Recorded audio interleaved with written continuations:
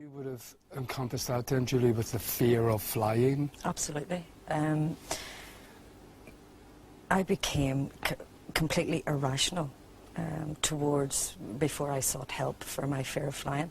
There was no one incident which occurred which made me, develop the fear, or just kind of crept up on me. What way would you act out that irrational behaviour? What would you do? I was, in different ways, but in primarily, a few days before I was due to fly, I was very short-tempered.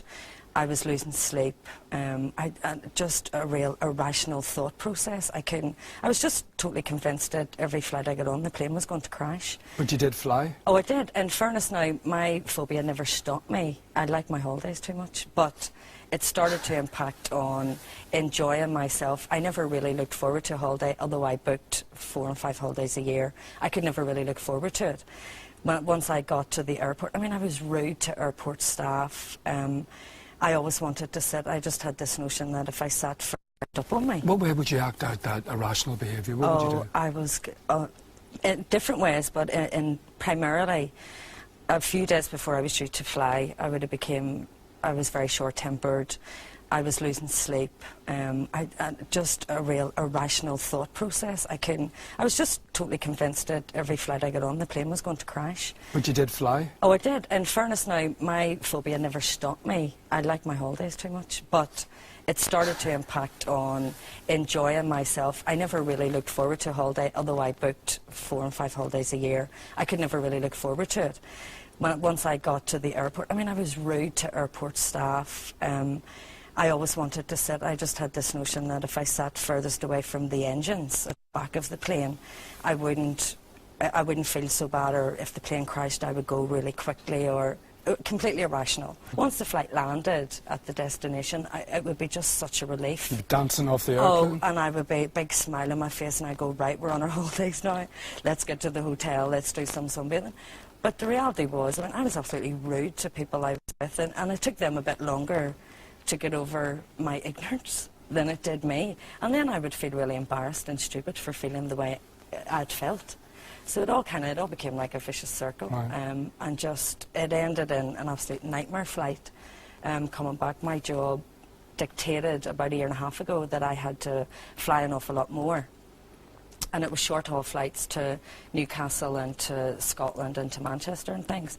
And on a particularly bad flight on the way over to Newcastle, I just completely lost it. And I really thought I was going to slap the air hostess. And thought, right, this is ridiculous. And then on the way back, my husband refused to get on the flight with me, just said, go you on, and I'll catch the next flight.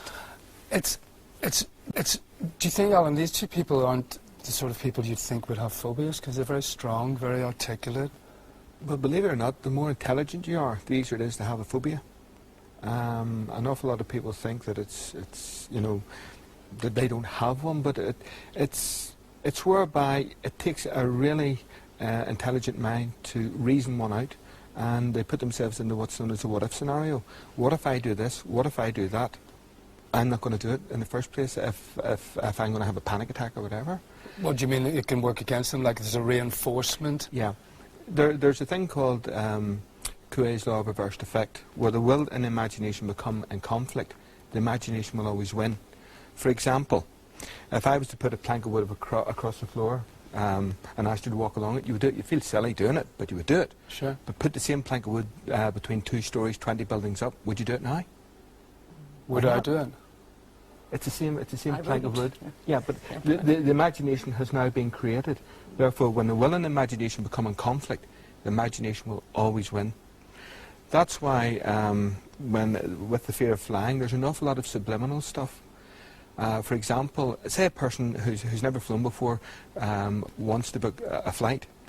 What happens is that when they go to book the flight, the first thing they ask them for is insurance, just in case.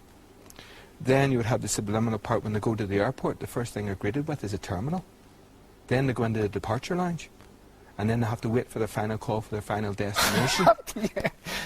Isn't it true? How am I going to get home? I'm not going now. Yeah, no, and then they go in.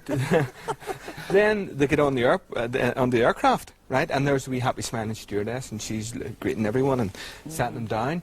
And then they come down to check that the overhead lockers are closed so that nothing will fall on you. And then you look down, and there, behold, they're just looking at you is the instructions of what you're going to do if the plane crashes. Then the engines rev up. Then they come out with all the stuff. And then they give a demonstration. And that is before they even take off. And all that. That is right up to the person goes on their holiday. And that is very, very subliminal. And that's the same with nearly any phobia. I had to go when I was flying, when I was at my worst.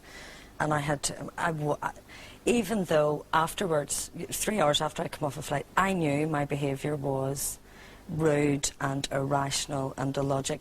But at the time, it was completely normal to me. My husband would have said to me, "You're just, you know, you're off bat here." But it's an adapted behaviour to get you through in a way. You are completely, you know, you're way off kilter. But I was convinced that I was being normal.